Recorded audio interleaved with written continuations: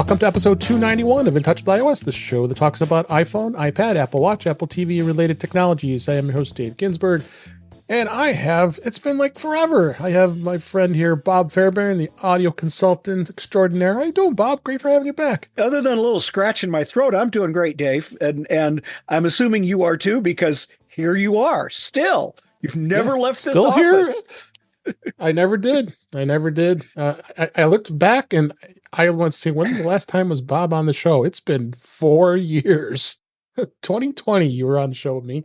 And that was during our time when we were volunteering our time at the local Mac user group, Mug. And so, but it's great to have you on the show. We're going to really enjoy the great conversation.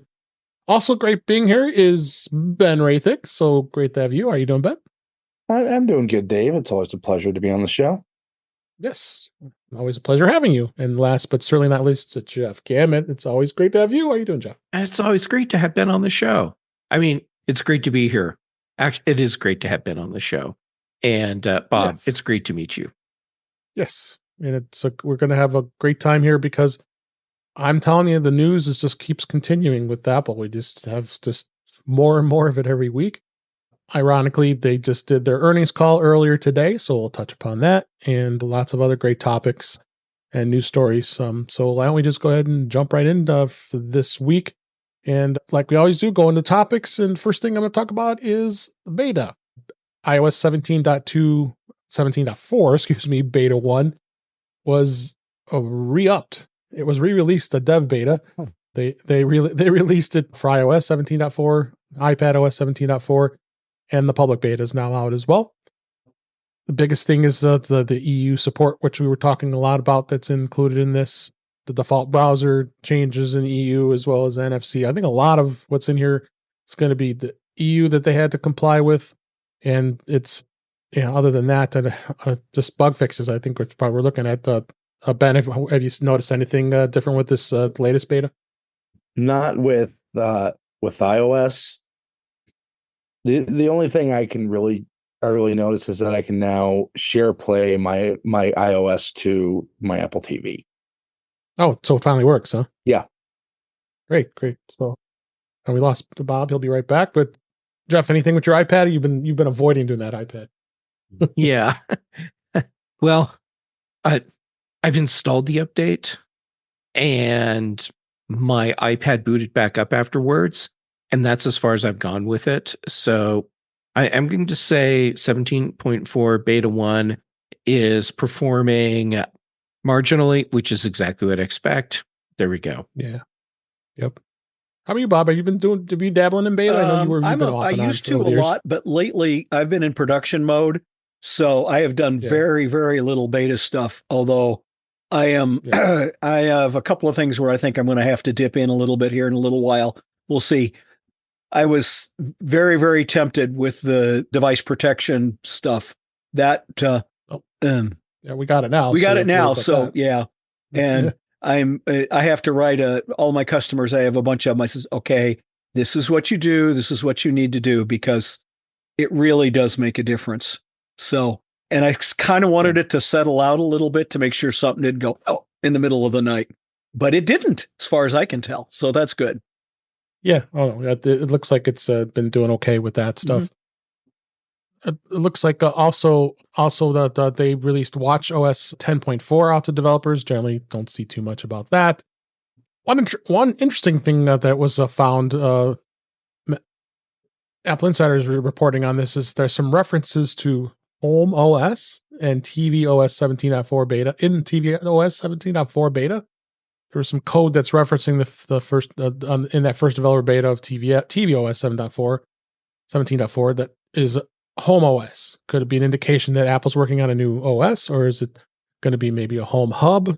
If you saw this, Jeff, what do you think on this? You being the aficionado of You're far too generous. The home kit, as we call it right now. Okay, so the Home OS thing, having it show up in code doesn't surprise me at all, because several months ago there were job postings that Apple had for engineers to work on Home OS, and when people were like, "Oh, Apple's doing Home OS," they pulled the job listings, which just tells me that they set them up, the job listings up in a different way where it was totally obfuscated. But my guess is that what Apple is doing is working on a more specialized version of iOS that encompasses their smart home controller devices. Yeah, that's what I figured. That's it. It related to that. I saw some rumors in the Home Assistant YouTube channels and stuff like that about HomeKit routers. Everybody's not doing them anymore, abandoning them or something like that. Has anybody else seen anything along that route? Home where you're like the one I'm running is a Linksys right now and it's acting up as usual. But you can connect your router to HomeKit. Like some of that may be going away. I don't know. I haven't seen anything. I think that's all going to go away. And I think so. Yeah. It's just a matter of how quickly that happens because Apple is supporting Matter. Yeah. And that's eliminating the need for a lot of these bridge devices that we've been relying on. Yeah. So many bridge devices. What do you think, Ben? I'm hoping it is a drastically upgraded version of what we have on like the HomePods or whatever other devices in that area that Apple's working on, and it finally gets its own freaking app. Yeah, it's overdue. Just like HomePod. Is there going to be a HomePod OS? I mean, there already is a Doubtful, HomePod OS. I'm hoping that it's shortening the name.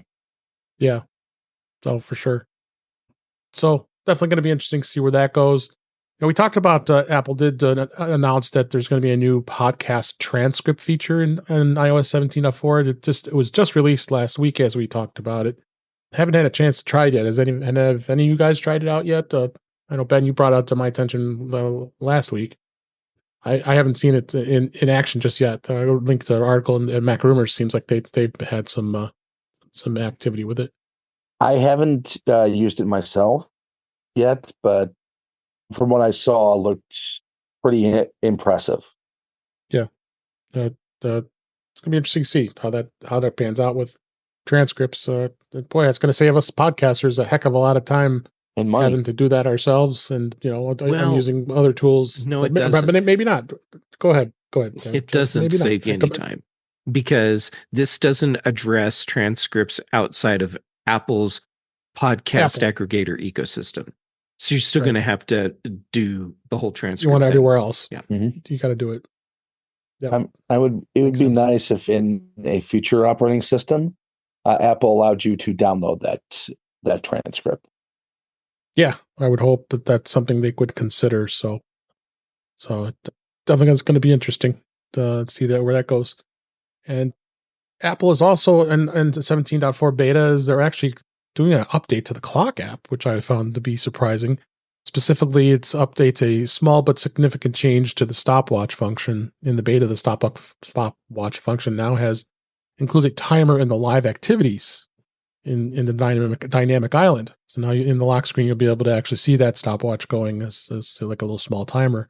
So I know that's nothing a big deal of many of us here, but I thought that is kind of a nice of a standout as well. So there's a couple things in 17.4 that's going to be released here. So I think this will be interesting. We'll touch upon the EU stuff a little bit more later on here. But this is definitely something interesting. So with that, we'll move on off beta and talk about the Apple earnings results. Well, like I said, they just released the quarter results about 3 or 4 hours ago since as we recorded this. And Apple did post a quarterly revenue of about $119.6 billion. That was up to about 2% year over year. And quarterly earnings per diluted share was about $2.18, up 18% year over year. And we got lots of links in the show notes, including the press release from Apple, as well as Tim Cook spoke on a lot of the things during the earnings call. A lot of the takeaways include, of course, they did touch on the EU app ecosystem changes. And They were asked about the economic, there could be some possible economic results from the changes, and I didn't think they said too much. He said the impact is impossible to determine right now. Is what Tim said. Apple finds it difficult to predict what customers and developers will choose. They're really focused on privacy and security and usability. Cook had said, and we've tried our best to get as close to the past in terms of things that people love about our ecosystem, but we're going to fall short of providing the maximum amount that we could supply because we need to comply with the regulation. So, like we said, we've been saying the last few weeks, they had to comply. There wasn't much of a choice.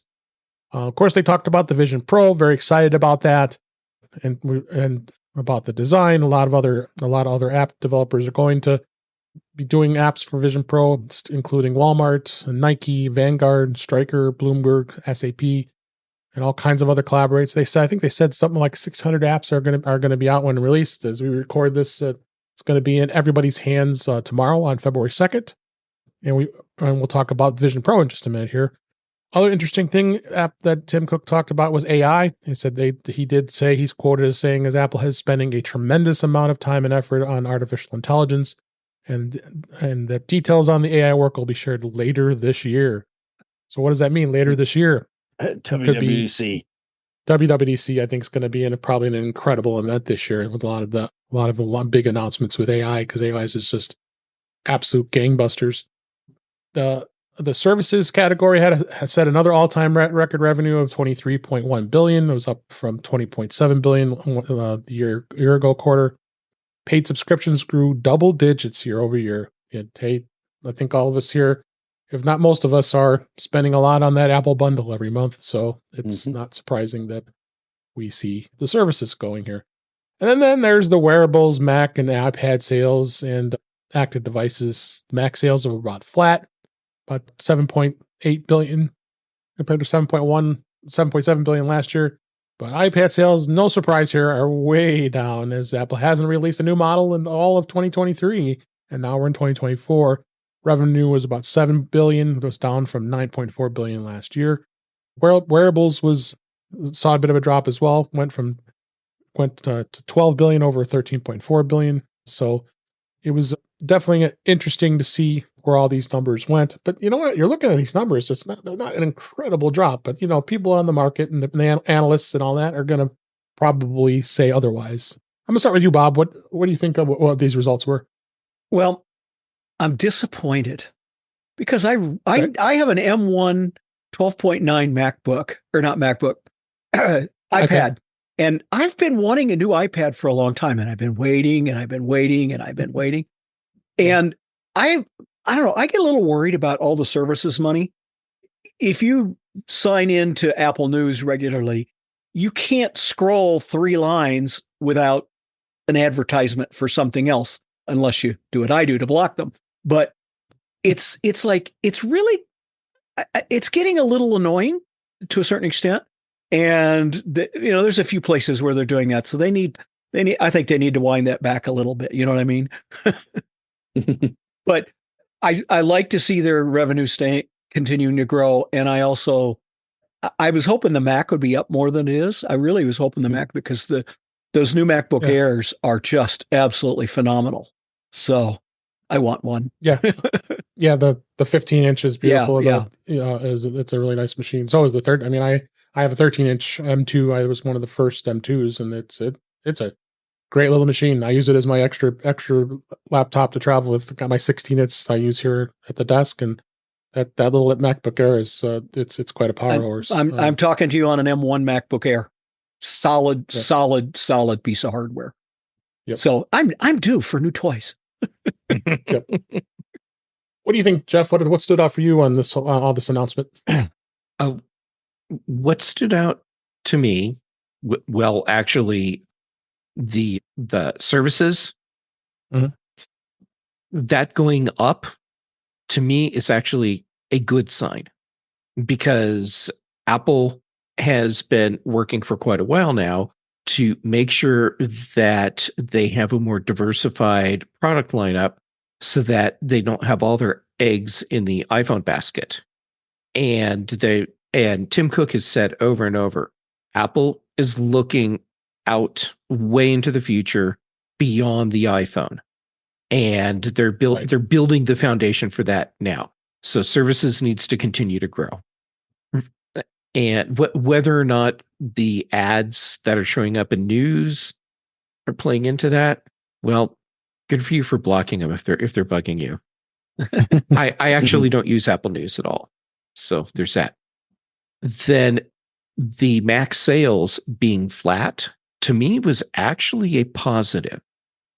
And I think that without the new MacBook Airs and the new MacBook Pro that were introduced this year, Mac sales would have taken a big drop. So that's what kept us where Mac sales were about the same. And what I'm hoping with no iPads in 2023 is that that's happening because we're getting very significant changes to the iPad line in 2024. Yep. How about you, Ben? I have thoughts pretty much along the lines of Jeff here. I mean, look, by the time we see new iPad, it's going to be close to 18 months. So everybody knows they're coming. There's really no reason to buy an iPad unless you have an urgent need. With the Mac, like Jeff said, the fact that they stayed even on Pro Mac is pretty impressive, considering we know that the MacBook Airs are going to get updated with those iPads, and they make up the vast majority of Mac sales. Wearables, yeah, Apple Watch Series 9 and Ultra 2 really aren't all that different from their predecessors. Yeah, it's just, I mean, other than the iPhone 15 series going gangbusters, there's really not a whole reason to upgrade right now. And and I mean, with everything being so mature these days, that's probably one of the reasons why Apple is putting so much effort into services. They need something that can be reliable quarter to quarter. Yep. So, and then a couple other things that were kind of interesting. Tim Cook did say that there are over 2.2 billion active devices, which is a new record for Apple, and it's in their install base. That's all Apple devices that are out there. That came out to another article I read was 1 in 4 people on the planet have an Apple device. So that's a pretty incredible feat, if you ask me. That's pretty amazing. It's amazing, but I'm wondering if this is that kind of funny number math that Amazon is known for, where they show a bar chart with no numbers on it. Okay.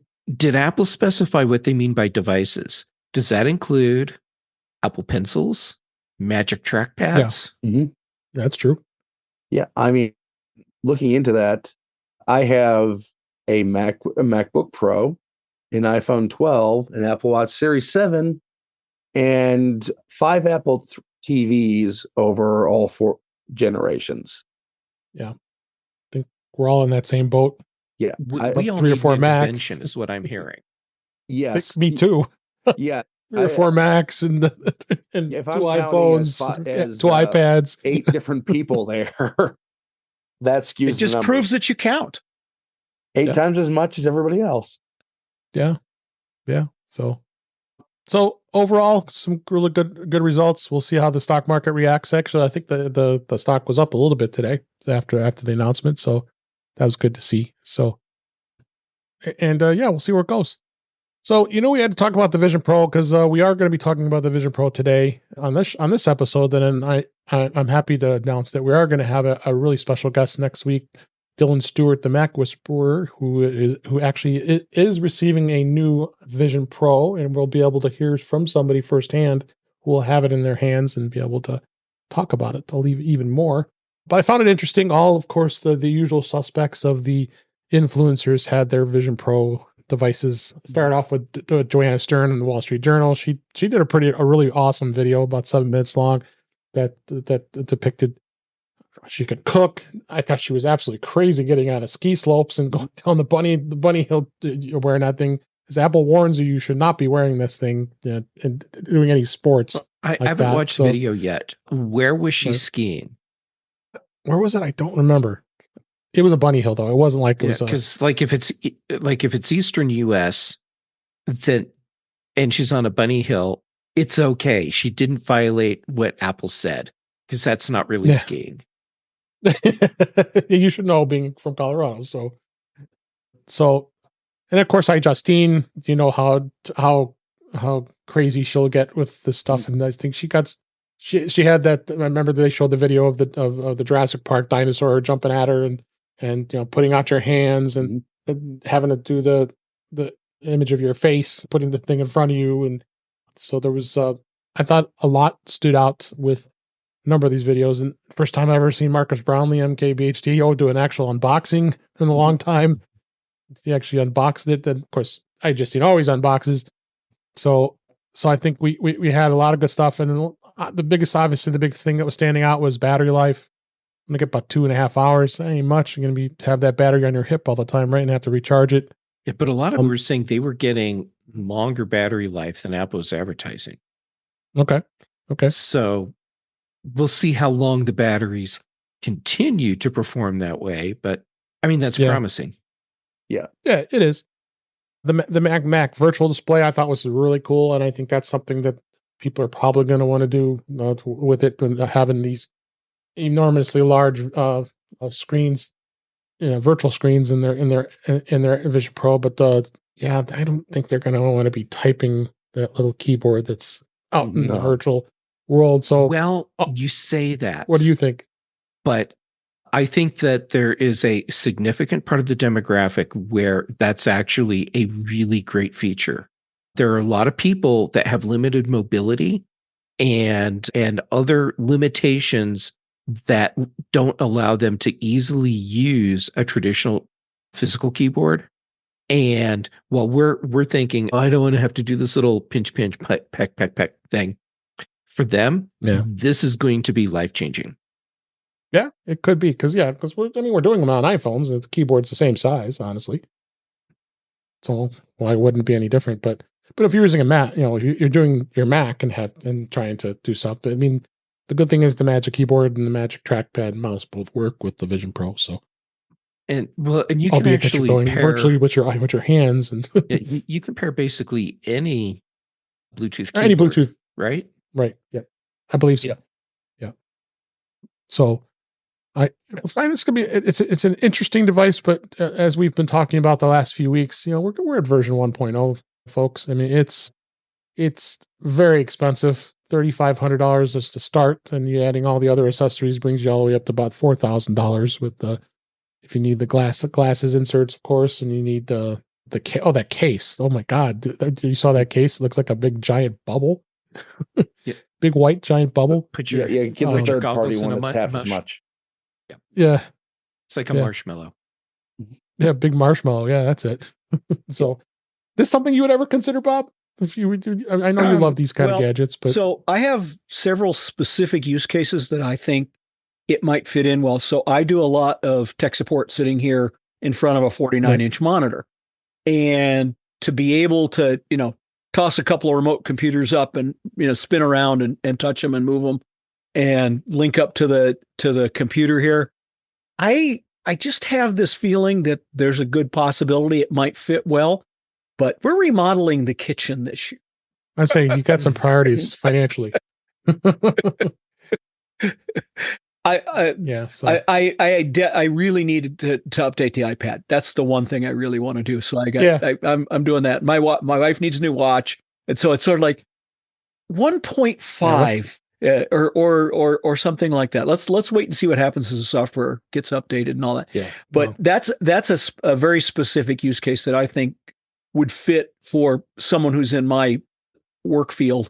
And I just have the feeling that there's some productivity gains that could be done with this pretty nicely. I was watching Marquez doing where he's got it, hooks it up to the Mac and all that. And I'm going, yeah, I can really see that. I can really see how that would drop your Mac over here and the couple of FaceTime calls and things I saw with that, even though there's a little bit of uncanny valley going on, man, the fact that the audio comes from, and you look over and you're talking to Joe, and you look over and you're talking to Mary, and this flat thing in front of us, that's going to go away soon, guys. Won't that be cool? I love it. I think it's going to be great. Yeah. So definitely going to be interesting to see where this goes, and we'll find out more next week with someone have hands on with it. I'm excited to hear what Dylan's thoughts are going to be next week. So definitely going to be interesting. So let's go on, move on to another topic here. Jeff, you brought this to my attention and really intrigued me on this. And I know you and I both love the company Icon Factory. They made Twitterific. When Twitter really meant something. We don't. Now it's X. We don't even deal with it anymore for most part. So Icon Factory came back and they've been still creating all their great apps.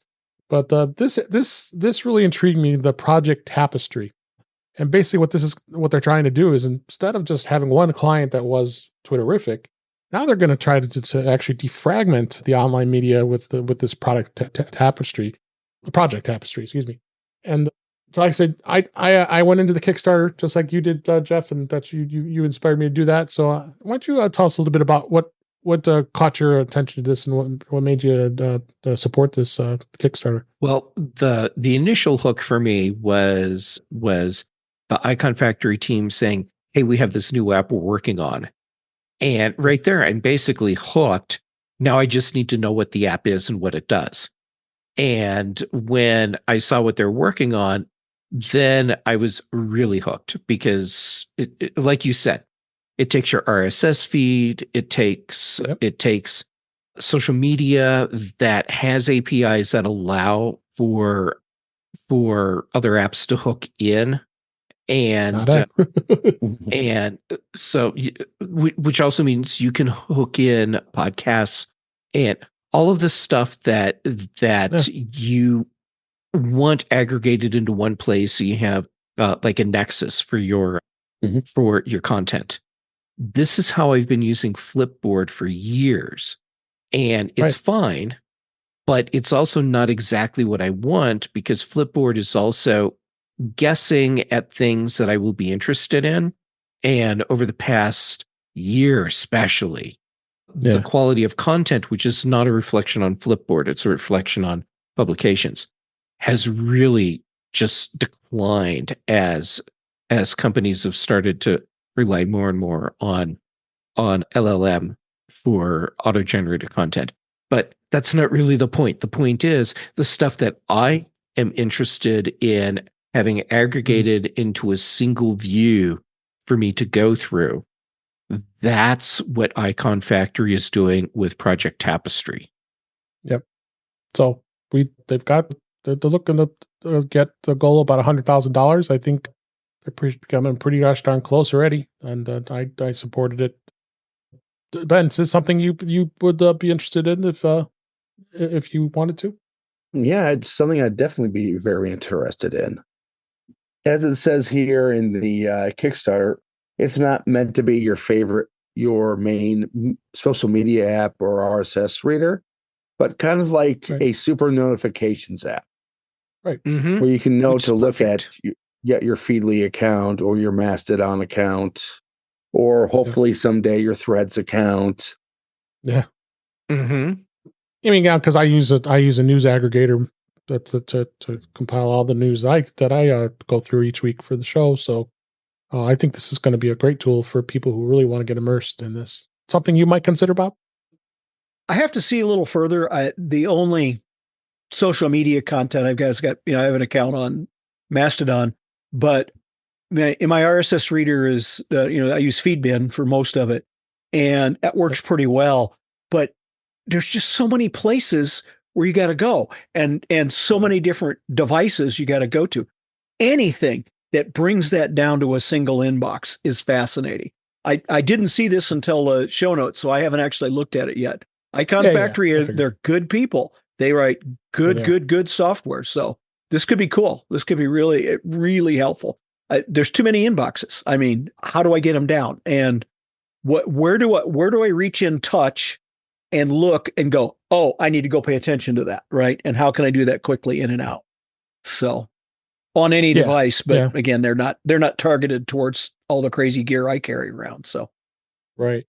Well, links in the show notes. Go check them out, and we at least Jeff and I can say attest to the fact that we are doing a Kickstarter support of this initiative. So I dropped money on this one fast and hard, and I followed right behind you. So it's just great stuff here.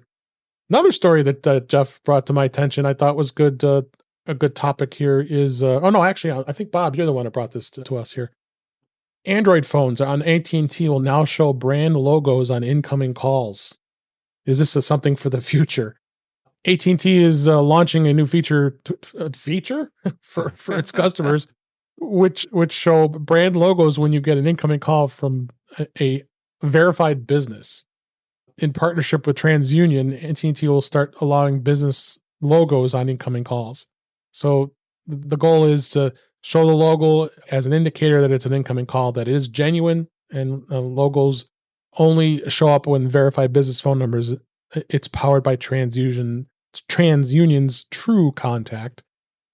And True Contact goes and explains that both these industry firsts serve for branded call displays thanks to True Contact and all of their mumbo jumbo sales. But T-Mobile's doing it also. Okay, because I got a thing from T-Mobile, but I want to think about it. So there's this verified domains and verified email that you could do with Apple. So you get an email from pick your most favorite company in the whole wide world, and it's part of the like DKIM and all that. So maybe this isn't all advertising. Maybe it's actually a good idea, and maybe it's something for the bad guys to spoof when they find the holes in the software. But I don't want to be negative about it yet, but I really don't need someone else flashing stuff in my face. I agree.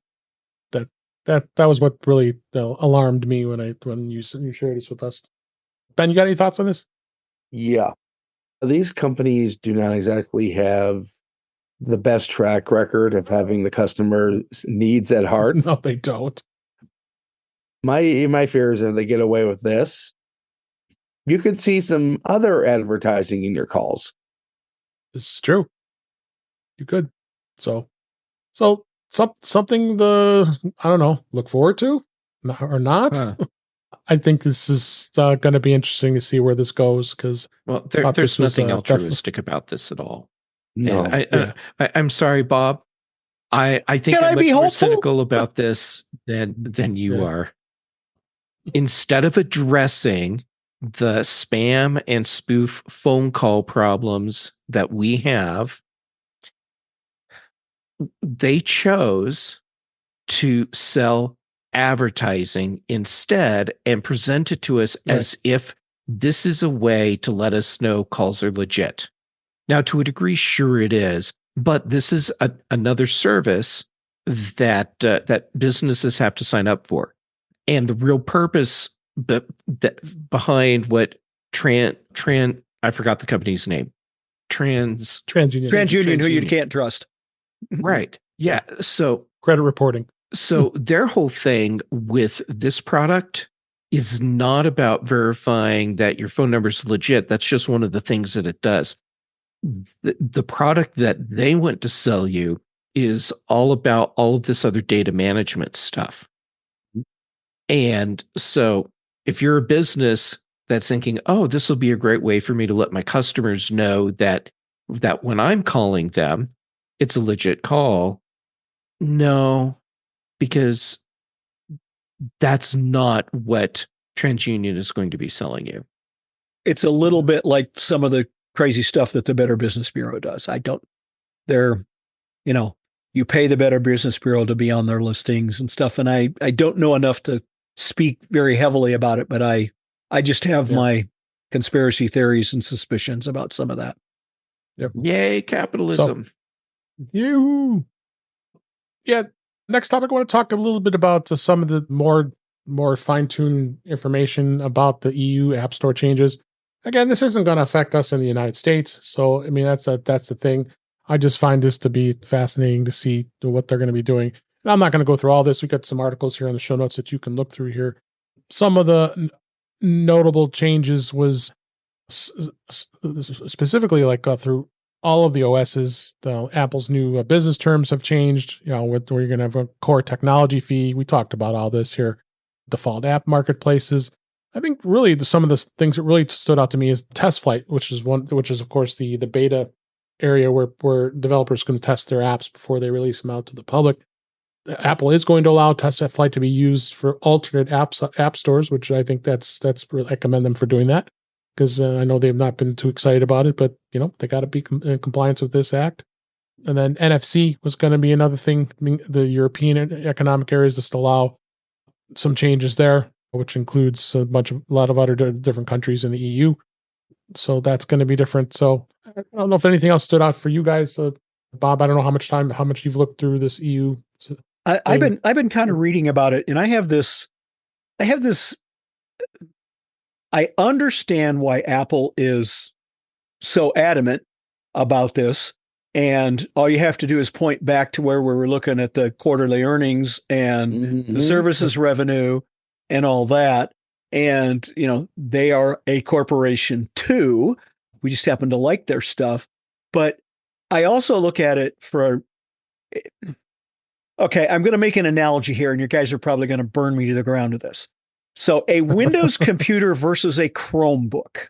Okay. So when you think about that a little bit. So Windows computer, you got all these weird updates and all these apps that come from all these different places. And a Chromebook is pretty hard to break, and you can push a button and reset it and take it back to factory. And it's so, there's a little bit of a trade-off there. And I think that this starts pointing in that direction, is that, do I really need some gaming company, use their app store? I don't understand. Why can't we all just get together? All right. And why does, okay, I'm going to go off I don't want to go off on a rant. I just think we had it pretty simple. I think Apple screwed it up. Okay. I think they've been screwing it up for a long time. I think they have not paid as much attention to the developers as they needed to. And I think they have a little bit, I think their horse is taller than their legs. And I think they need to, climb down off the horse a little bit. I think that's my feeling. Yeah. Anything else you want to touch on? We've been beating this to death the last couple episodes here. So, I mean, it is what it is, but go ahead, Ben. Apple is not a charity. Apple is not your friend. Apple is a corporation. Their job is to make money. And who are we to say how much money they should or shouldn't make, and at what point they should be giving away services for free? I don't get to see their balance sheet. I don't get to see what their expenses are.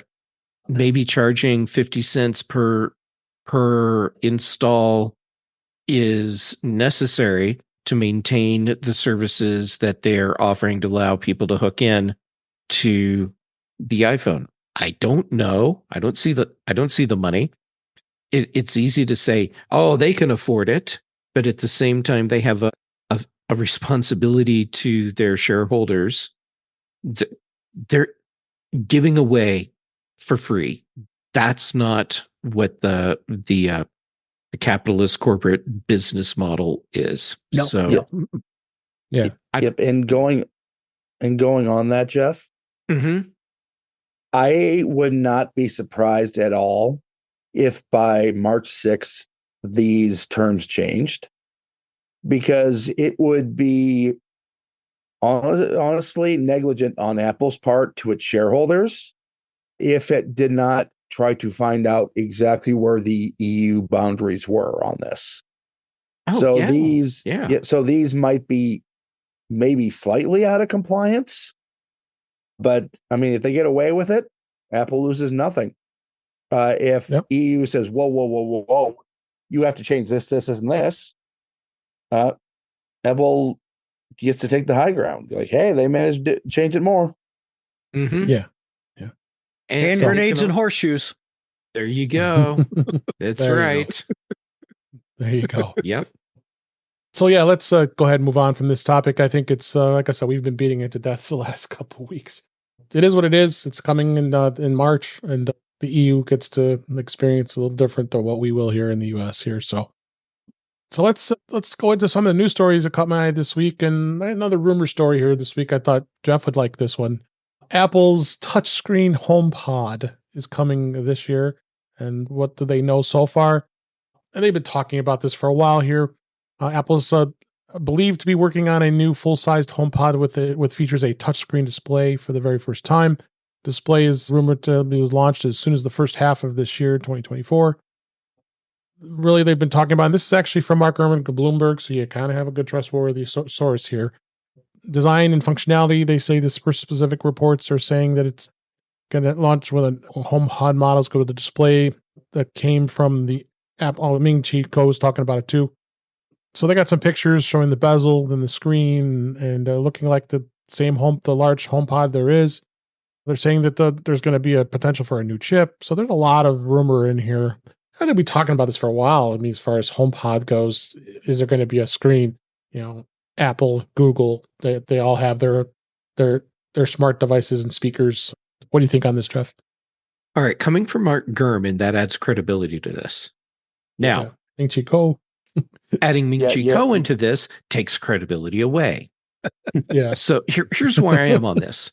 What value is a HomePod with a display bringing to customers? And what is Apple going to do that makes this better than what other companies are doing with smart screen speaker systems? Yeah. And the answer that I have today, part of it is I don't know, because the value that I see in the smart screen speaker systems today is actually fairly limited. However, what if Apple is actually working on a new HomePod with a touchscreen that is your whole Homebridge setup that's running Home OS, and now you can have this device where it serves that bridge purpose that HomePod and Apple TV serve, and gives you an alternate interface for controlling home devices. So this would be something that goes on the wall, or I guess you could set it on a desk. But this becomes the home information system and touchscreen for controlling your home. Yeah. And I do have some thoughts about how it might work. Oh, I want to hear these. Yeah. Yes. I mean, personally, I don't think you'd really need much more than an e-ink display on those. But what are you going to want to do with this? Well, number one, you're going to want to be able to see what song is playing. Mm-hmm. Since it's a multiple person device now, you can't guarantee the person who's mainly connected to that iPod or HomePod, excuse me, their information is going to be on their iPhone and iPhone alone graphically right now. Mm-hmm. And for kind of how it would work, depending on how big it is, well, basically Apple Watch / iPhone widgets. Yeah, I'm with you. I was thinking widgets, because this becomes your home information display. So you see the weather, you see the time, you see, if you want, like the family shared calendars, so you know when all of the after school activities are happening. Maybe there's a shared family task list, so everyone knows what their chores for the day are. Plus, then you get the what's playing and all of that stuff. I think an e-ink display would totally make sense, and Apple isn't going to do it because it's not pretty. So it's going to be a full color display. Yep. Plus the other thing, both the S series and the current current HomePods has a fair bit of graphics power that's not being used. Mm-hmm. Now the mock-ups that we're seeing, where it's the cylinder with the round display on the top, and that's where you're seeing all the information. This makes no sense to me at all. Zero. And That to me is not a legit mock-up of what Apple is planning. That's someone photoshopping the now playing thing from an iPhone onto a HomePod. And that is a worthless display. The display as it's used on a HomePod today is worthless as well. Yeah. Yep. And it's okay that it's worthless today because HomePod is not a visual device. It's an audio device. Right. Yeah. In fact, I think the reason that the top of the HomePods is the shape that it is, they initially tried putting a display on there. It just didn't work, and they dropped it from the device. Yeah. So you get the little light indicator that tells you it's hearing you, and you get to see volume controls that no one ever touches. It is just the right amount of feedback for the device as it's currently presented, I think. That's yes, that's a great way to put it. So, can I tell you what I want? Yeah. Is Apple's listening? So, have any of you guys played with any of the Google Home devices, the Google Home displays? I don't know if anybody here has played. Yeah, I've got one right. You got one right in front of you here with me. So you know how that works, Dave. Okay. So there's actually 4 of those in my house. There's one right over here. Somebody rings the doorbell. The camera is right there in front of me instantly like that. My wife talks to it. Her information is there. I talk to it. My information is there. Now, we do not use that infrastructure like we use the Apple infrastructure, the family calendar, all that stuff. But the most important part in our house of those gadgets is 2 things. First thing is kitchen timers, and the second thing is photo library. Oh my goodness. Yeah. The photo library is so. Look at the grandkids. Yeah. The grandkids. It's exactly it. The grandkids, the family, the vacation pictures and stuff like that. Mm-hmm. So literally my iPhone takes every single photo I take and everything I take from my big cameras, and it, as soon as the iPhone sees it, goes, oh, new photo, and it goes, hey, Google Photos, here it is. So everything's over in Google. So all my pictures are in Google, all my pictures in Apple. I want to stop that. Please, Apple, let me get rid of Google in my house. And they haven't done it yet. I think Apple would love for you to get rid of Google in your house. And I think you're talking about the sort of things that Apple sees that they can do to get you out of the Google ecosystem. Yeah, and I'm going to add one more thing that they should do. They should just keep an eye on Home Assistant a little bit, because what Home Assistant does for me, automation-wise, is just absolutely fabulous. So we've got to get Matter working right. We've got to, the Matter and Thread stuff is still really badly broken on a whole bunch of devices. It's slow, it's new, I get that. But man, what I can do with Home Assistant and ESP Home devices is absolutely phenomenal. I mean, I've got right here, here's a new one I'm testing. This is a new sensor. This is RF motion sensor, multiple distances. You can walk into the room, it'll turn that light on, it'll turn the next light on, all right in Home Assistant, automated. You never touch a light switch walking into the room. And when you leave the room, it turns them off. So that's what I want Apple to do. All right. Yeah, we've got a bunch of other news stories I'd like to get to before we wrap up this week. The Apple did extend its modem licensing agreement with Qualcomm through March of 2027. Apple has extended that. It's extended that license agreement through March of 2027, as Qualcomm has said today in their earnings call. And Apple's existing agreement has now been extended. So we're it looks like Apple isn't ready yet as far as creating their own modem chip. Back in November 2023, Mark Gurman was saying that Apple's work on that had been postponed until at least 25 or 26. So it looks like Apple's going to be sticking with Qualcomm for the foreseeable future here. So I think it's not much else you could say about that other than making radio chips isn't as easy as you might think. No. No. And Qualcomm is some really smart people. And I sort of wish Apple wouldn't fight with people like this, and NVIDIA and all that. I wish they wouldn't fight. I wish we could all get along. Just get along. Yeah. Everyone. So need a big group hug.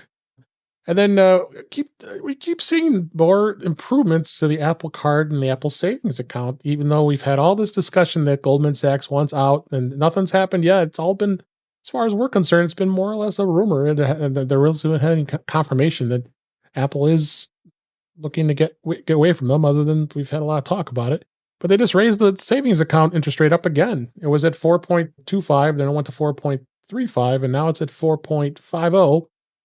So now everybody's being let know now that all your money's now making 4.5 APY now on all of your savings. I mean, this is one of the best savings plans you can probably jump on. And there's a lot of other banks that are offering something similar to this, but this is great to see. I mean, I really enjoy using the Apple Card, and I think a lot of other people do. I think all of us here, or most of us here, use that, and I think it's a good deal here. So the other thing that was interesting is this was the Mac rumors that Apple Card users have earned more than $1 billion in daily cash last year. That's over, and it has over 12 million users in the United States. I know other countries are probably wishing they can get their hands on this card, and then Apple obviously is in no position to go into other countries at this point, obviously, from just what they've been doing here. So, but that's a pretty amazing number, in my opinion. What do you guys think on this? That's just a wow number. That's a lot of use, and and that use is just in one country, really. Yeah. Mm-hmm. So it's really a great thing here. Definitely just going to be interesting, and that, as well as, let's go on and move on and talk a little about CarPlay. Honda had decided to launch wireless CarPlay retrofit option in select 2018 to 2022 cars. Honda announced the preliminary plans to add this retrofit for CarPlay for Honda Accord drivers. The company now shares more details by revealing that the software update will start at $112 and be available at any Honda dealer. But wow, $112, that's not a bad deal. They probably charge a lot more in a lot of companies here. So they said it's just basically a plus. As I say, it also says it's a plus dealer labor charge. But oh my God, it's be well worth it to not have to have a third-party wireless device like I have in my car to get CarPlay to work. It works okay for me. It has its moments. It doesn't connect, but that's okay from the guy who's looking at replacement radios to take the whole radio out of my 2014 Camry and put in one of these Android-based things that hooks up right to the car and has all the bus stuff, so I can have CarPlay. I'm with you. It's 2013 Prius, and I'm going to have to go with an aftermarket head to put CarPlay in my car. And the reason I'm doing it is I have the Camry disease. The bottom third of the touchscreen doesn't work anymore, so you have to take the thing apart and put and get a new touchscreen, or not just the resistive touchpad. So I'm going to take the whole car apart, and I'm going to spend money and time on it. Why don't I replace the whole thing? And the fact that these gadgets, so replace the whole thing, and I'll get CarPlay and all that. That's the biggest car upgrade I could ever have. Mm-hmm. Yeah. This is surprising, but surprising in a very good way. Yeah. With a lot of modern vehicles, especially those made in the last 5 to 10 years, the old days of being able to put in just a standard double-din radio are largely gone, with very proprietary systems that are designed specifically for that vehicle. Yeah. In many cases, to get CarPlay, you basically have to just replace the vehicle for a newer one. Yep.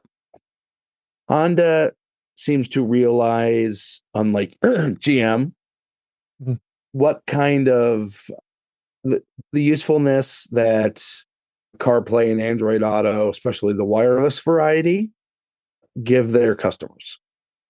Yeah, this is the same thing, though. This is what we were talking about with Apple earlier, is these guys see value in capturing data from our vehicles and us as we're moving down the road. And there's another personal thing that has gotten me, and it's our friend at Chamberlain, the garage door opener people, who took away features from their software, so I can't use it anymore. So I have a hacked garage controller now, so I can see when my garage door is opening and closing and not have them spy on me and all that kind of stuff. And again, thank you, ESP Home and Home Assistant and this little company that's making this nice little board that hooks up to my garage door opener. Yep. And last story I wanted to touch upon, and before we get some of the apps that Bob has shared with us this week, Apple TV Plus viewers watched 17 billion minutes of Ted Lasso in 2023. Despite Apple TV's having the fewest subscribers of all main streamers, Ted Lasso was watched by far more than in 2023 than any other streaming show. Streaming ratings are usually harder to parse than ever because of the network, unlike network television, because they can watch any or all the episodes at any time. But that's, it said in 1 week during the month that they looked at, it was an impressive 795 million minutes of Ted Lasso was watched. And then by the end of the year, the Apple TV Plus comedy had led Nielsen's top 10 original shows. So come on, bring it back. We need a new season because everybody just loves it. So what do you think, Jeff? I think that number would have been higher if I had actually finished watching season 3. I love Ted Lasso, but the dropping it once a week, it's amazing how many series I don't finish because something else starts and I don't go back and watch the new episodes. And anyhow, the real thing here, though, is that this is validation, I think, that Apple is on the right track with their entertainment services. Yep. They've hired the right people and have let them make the right decisions. And we are getting some real quality content on Apple TV Plus. Absolutely. Can't agree with them more. Any other thoughts? But Ben or Bob, you want to add to that? Oh, there's a 100% chance there's going to be a spinoff. Yeah, some sort of spinoff, I bet. Yeah, for sure. You watched Ted Lasso? But did you watch it, Bob? Some. I don't watch. I actually didn't hardly watch season 3. My wife did. I've just been so crazy that I haven't had a chance to get around to it. But it's still there to watch. It's not going away, at least for now. No, it's not going to go anywhere. It's not going to go anywhere for now. Not with those kind of numbers. Wow. What's fascinating to me is you look at the spectrum of content that they're producing, and you go, holy, they have covered a very broad variety of genre, whatever you want to call it, types of television, from science fiction, et cetera, et cetera, et cetera. Mm-hmm. And most of the quality of stuff, the morning show, for instance, it's another really good show. I mean, really good acting, it just all the way around, good stuff. And so putting the right money in the right people's hands and letting them go do their job. Thank you, please. Keep doing that. More and more and more. Yeah. Mm-hmm. Mm-hmm. Yep, for sure. All right. With the little amount of time we have left here, Bob, I want you to put some apps in here to talk about. And one of them was the Arc search. You were talking about that earlier. Just started to play with that today. So I don't know anything about it yet, other than it's fascinating. I think somebody else had some comments about it. I really don't know enough about it yet. I've got to sign into it and play with it a little bit more. I've been using Arc for quite a while on the Mac as an alternative to Chrome. And it's an interesting, it's a little bit like when my customers have Chromebooks, they like them because everything's kind of contained. And so Arc does a better job of like containing things in the browser that are out there. I like the way it does that. I like the way it presents it. So it's a very interesting methodology. And then what Arc is doing with Arc Search to me is I need to find something, and I've got my phone in my pocket, and I tell it to find it, and it aggregates it all and gives me a presentation. And this is what I'm hoping it does. I don't know yet. I haven't had a chance to play with it yet. I have like 5 searches from work today that I got to go look up. Why does this turntable not have good grounding and some stuff like that? So I'm going to use that tool to see if it helps with that kind of work. So that's that's the first thing. So we can go around on that one, and we can talk about Kagi in a minute. Yeah. Did you have you guys been able to look at this Arc Search? It just came out. It's on the iPhone. Yeah, like 48 hours ago. Yeah, I haven't played with Arc Search. I'm familiar with Arc Browser, and I started playing with that when it was browser, like first available in beta. And it's a really, really interesting way of organizing your browsing content. Yeah. Yep. Yep. All right. And then, so we'll, I think it's something worth looking at. You have to have an alternative web browser. Safari is just phenomenal, but I still think today you still need, there are times you have to have something like that. And so it gives you a Chrome-based browser. I don't know what targeting tracking they're trying to be pretty careful about that.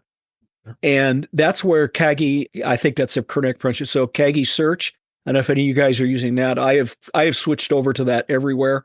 It's not free. You have to pay for it. Its search results are better than DuckDuckGo. It's better than what Google calls search results now, I think. I've got it almost everywhere except for I had to change my password. So every browser that's running it, I have to put the new password in. Anyway, just kind of annoying. And then they came out with a new web browser called Orion, and that one is also interesting. So there's just, it just gives us some other tools to use to try and make our lives better. And that's why the thing from Project Tapestry is fascinating to me. I'm going to go look at that because what I'm trying to do is simplify. It's just way too much. Did you have anything to add, Ben? I played with Arch Search or Arc. I can't talk right now. Arc Search, excuse me, a little bit. I can see why it's going to be very useful. Yep. But for me, it's kind of a secondary tool, not a primary one. Yeah, I agree. Sure. That was my initial first thought. And I can't quite understand why they want you to make it the default browser, but it's so easy to switch. Who cares? Not only that, but they're very, very insistent on it. Yes, they are. And I've already found a bug in it. So I didn't sign in because I didn't know what email address I'd used to sign into Arc. And so I'm fussing for it. Now I've got it running. I can't find where to sign in. So I'm going to have to force quit it, uninstall it or whatever and see what happens. It's just, it's a 1 point. We'll give them a 1 point. I think all of us have talked about Orion the browser. Oh, okay. You have. All right. So, Jeff, I know you've had some experience with that. It's a really good browser. It's another choice, I guess. Yeah. Kagi, the search product. I mean, my problem with it is not that it's not a good search engine, because it is. I stopped using it and don't use Orion because I have philosophical problems with the political and humanitarian stances of the company founder. And, so that's a personal reason for not using their tools anymore. Mm-hmm. Sure. I don't know anything about that, so I'd be interested in learning more about that offline. Yeah. And but if it wasn't for that, Kagi would be the search engine of choice for me. Yeah. I mean, there's also the technical limitation, it not being a approved search engine by Apple. Yeah, you have to do an add-in. Yeah. Which isn't a big deal, but for the average person, that's a hurdle that they can't get over. Yeah, They're not going to do it. So great. Well, we've come to a close to another show here, and appreciate you listening and watching live here. Shout out to the folks in our YouTube channel and youtube.com/intouchwithios. And Brian and Brett was out there tonight. So thanks for being here, and thank you all you guys for being here. So let's go out and wrap things up for this week. That's a wrap for this week. Please send your comments, questions, and suggestions to our email address, which is feedback@intouchwithios.com. You can follow us on Mastodon at intouchwithios at techhangout.social. Support the show by buying me a coffee at intouchwithios.com/coffee. We'd really appreciate it. You can become a patron of the show by going to patreon.com/intouchwithios. We have 2 tiers available to support the show. We would really appreciate it. Make sure you like, share, and subscribe like Brian and Brett did in our YouTube channel, and we'll notify you when we're live streaming, which is on Thursday nights, 8 p.m. Eastern Time, 5 p.m. Pacific on our YouTube channel, youtube.com/intouchwithios, where you can watch the current and past live streams, as well as listen to all the past shows. Visit In Touch with iOS magazine on Flipboard, where many of the topics we discuss are flipped into that magazine. The link is in our show notes. You can subscribe to the show in your favorite podcatcher, including Pocket Casts, Overcast, Apple Podcasts, and just many others.